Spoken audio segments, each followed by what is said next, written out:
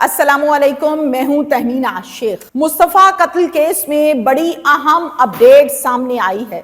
इस कत्ल में एक और लड़की की दबंग एंट्री हो गई है। पहले इस केस में 4 लोग शामिल थे। एक मकतूल मुस्तफ़ा, वो तो मकतूल है।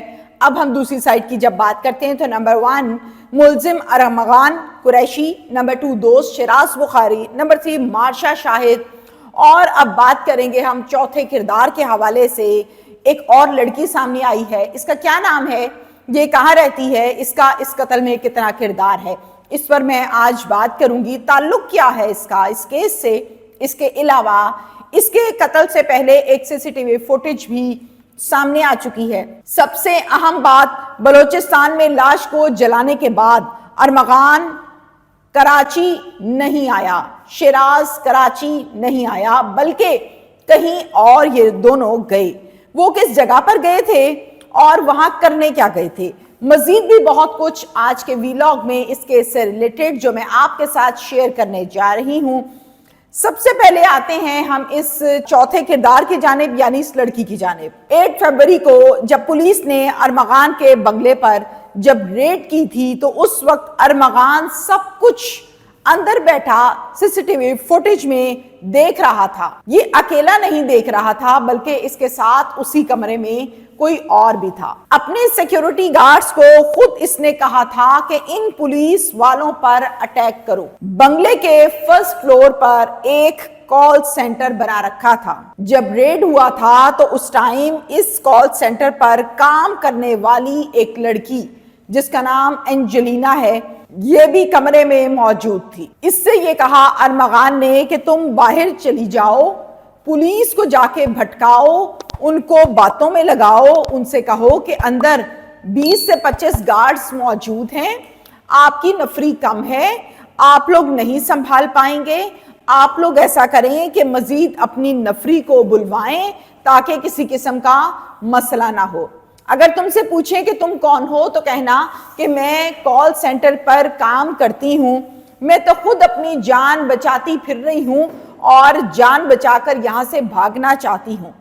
Angelina same as it is बाहर आई, पुलिस को मैनिपुलेट किया, भटकाया, बातों में लगाया और सारे का सारा ड्रामा रचाया। पुलिस ने इसके कहने पर मजीद नफरी बुलवाई और फिर ऑपरेशन किया। याद रहे मैंने आपको पिछले व्लॉग में ये बताया था कि ये ऑपरेशन 4 घंटे तक जारी रहा था, जिसमें पुलिस पर फायरिंग की गई और पुलिस ने भी जवाबी फायरिंग की थी। और इस फायरिंग के नतीजे में 3 लोग शदीद जख्मी हुए थे, जिनमें एक डीएसपी और 2 और पुलिस एहलकार थे जो जख्मी हुए थे, जिनको हॉस्पिटलाइज करवाया गया था। एंजेलिना का इस्तेमाल करना अरमगान की जानिब से और इस सारे वकूए को, तमाशे को लेट करना क्या वजह है, कितना टाइम चाहिए था, किस लिए टाइम चाहिए था। मुल्जिम अगर ये कहता है कि मजीद नफरी बुलवाओ तो वो ऐसा क्यों कहता है, नफरी से तो वैसे जान जाती है मुल्जिम की। तो ये बड़ा एक नाजुक नुक्ता है जिस पर मैं डिटेल के साथ बात करूंगी। अच्छा, अब 2 चीजें सामने आई हैं। एक ये है कि इसके पास चूंकि ऊपर कॉल सेंटर है फर्स्ट फ्लोर पर, तो जो कॉल सेंटर होता है उसमें बेशुमार सिस्टम्स मौजूद होते हैं, कंप्यूटर सिस्टम्स। अब कंप्यूटर सिस्टम्स में कोई सेंसिटिव डाटा मौजूद था। मुमकिन है, जराए कहते हैं, खबरें गर्दिश करती हैं कि उस डाटा को शिफ्ट करना था कहीं और सिस्टम पर या उस डाटा को डिलीट करना था। ये 2 बातें सामने आई हैं, ये 2 मुमकिन है। इस वजह से नफरी का ड्रामा रचाया गया, क्योंकि इस काम को करने के लिए, प्रोसीड करने के लिए टाइम तो दरकार है कुछ घंटों का, इसलिए एंजेलिना का इस्तेमाल में भी किया गया हो। बलोचिस्तान में जब लाश को ठिकाने लगाया गया था तब ये दोनों सीधे वापस कराची नहीं आए थे। ये दोनों किसी नामालूम जगह पर रुके थे और काफी देर रुके थे। ये चेक कर रहे थे कि हमारे इस कारनामे का रिएक्शन क्या आता है, क्या पुलिस हमारे पीछे है, एफआईए हमारे पीछे है, दोस्त यार हमारे पीछे हैं, फैमिली हमारे पीछे है या नहीं। जब तमाम चीज़ों को स्टेबल पाया, अपनी तरफ से ये तसल्ली की कि हालात ठीक हैं, फिर मज़े से ये वापस कराची आ गए थे। मैंने आपसे कहा था कि कराची से डिग्गी में लाश को रखना, फिर ट्रैवल करना, बलोचिस्तान हब तक जाना, क्या पूरे रास्ते में कोई ट्रैफिक वाला अहलकार मौजूद नहीं था, कोई ऐसा पुलिस वाला मौजूद नहीं था जिसने गाड़ी को चेक किया, रोका, पूछा। नहीं, किसी ने चेक नहीं किया था। तो मैप जो है अब उसको देखा जा रहा है कि इस गाड़ी ने किस रास्ते से ट्रैवल किया था और किस रास्ते से ट्रैवल करने के बाद ये वहां पर पहुंचे थे, और उस टाइम जो टाइम ड्यूरेशन आएगा उसमें किन अहलकारों की ड्यूटी थी और वो अहलकार ड्यूटी पर मौजूद थे या नहीं, और अगर थे तो उन्होंने चेक क्यों नहीं किया। इट मीन्स के काम किया ही नहीं। ये आवाज मैंने बुलंद की थी अपने लास्ट व्लॉग में, इस पर भी बाकायदा तौर पर मैप चेक किया जा रहा है। अब मैं आपको बताऊं, मैंने आपको अपने लास्ट व्लॉग में बताया था कि 65 के करीब लैपटॉप्स हैं जो पुलिस ने अपनी हिरासत में लिए थे।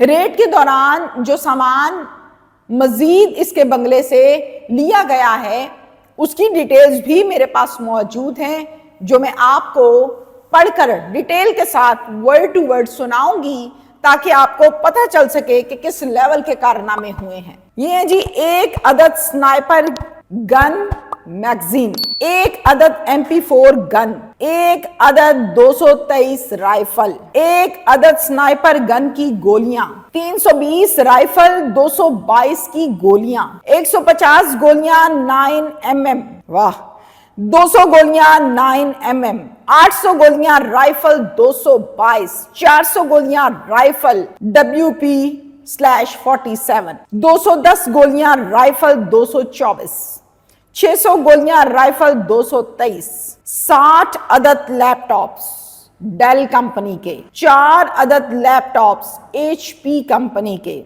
10 अदद कॉलिंग हेडफोन्स। ये वहां से गिरफ्तारी जब ये ऑपरेशन हुआ, जो सामान हिरासत में लिया गया था, ये उसकी डिटेल्स मैंने आपको बताई हैं।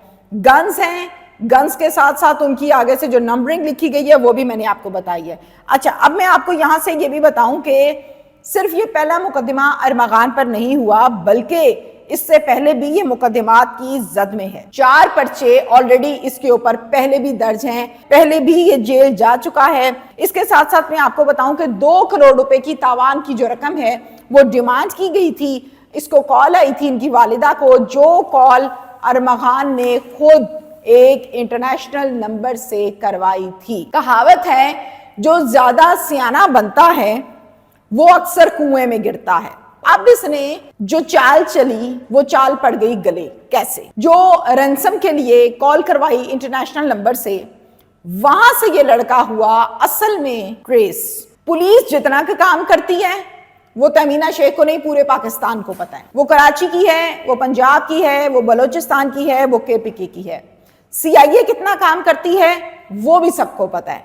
तो ये असल में जो केस ट्रांसफर हुआ था पुलिस से CIA के पास, वो इस वजह से हुआ था क्योंकि एक तो केस ट्रेस नहीं हो रहा था, दूसरा रैंसम की जो कॉल के सेटअप्स होते हैं, रैंसम कॉल या इसके अलावा इस किस्म के जो जराइम होते हैं संगीन किस्म के, वो खसूसी तौर पर CIA को ट्रांसफर कर दिए जाते हैं ताकि वो इसको ट्रेस कर सकें। उसकी वजह कुछ मैं मुख्तसरन आपको बताऊं कि CIA के पास वसाइल ज्यादा हैं, इख्तियारात ज्यादा हैं और केसेस कम हैं, इसलिए वो बासानी केसेस को ट्रेस कर लेते हैं। एक CCTV फुटेज सामने आई है, मैंने आपको आगाज में बताया, जिसमें हम आखिरी दफा ये देख सकते हैं और देखा गया है कि 6 जनवरी को मुस्तफ़ा आमिर मकतूल क्लिफ्टन से अपनी गाड़ी में बैठ के अरमगान के घर की जानिब जा रहा है। सिंध हाई कोर्ट से मजीद रिमांड की इस्तदा की जा रही है अरमगान के लिए। आपको याद होगा कि वो जज साहब जो इस केस को सुन रहे थे, लास्ट टाइम उन्होंने जिस्मानी रिमांड मंजूर नहीं किया था, जबकि पुलिस ने रिक्वेस्ट की थी, मगर जिस्मानी रिमांड मंजूर करने की बजाय उनको जुडिशियल करने के अहकाम जारी किए गए थे। अब ये इस्तदा की जा रही है कि उस फैसले को कलअदम करार दें और फिर नेक्स्ट रिमांड जो हम इनसे मांग रहे हैं वो हमारा कबूल किया जाए ताकि हम मजीद चीजें और मजीद तफ्तीश को बेहतर कर सकें। अब तक की यही अपडेट्स हैं, देखते हैं कि मजीद आगे बात किधर को जाती है, ये ऊंट किस करवट बैठता है।